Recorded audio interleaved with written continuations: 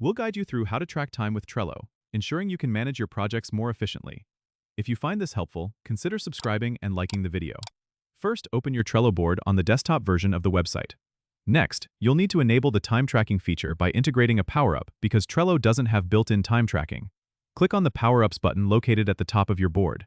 In the search bar, type Time Tracking, and you'll see several options like Trello Time Tracker or Clockify. Choose the one that fits your needs and click Add to integrate it with your board. Once it's added, go back to your board. You'll see the time tracking option in each card. Open a card where you want to track time, and you'll find a new section dedicated to time tracking. To start tracking time, click on Start Timer.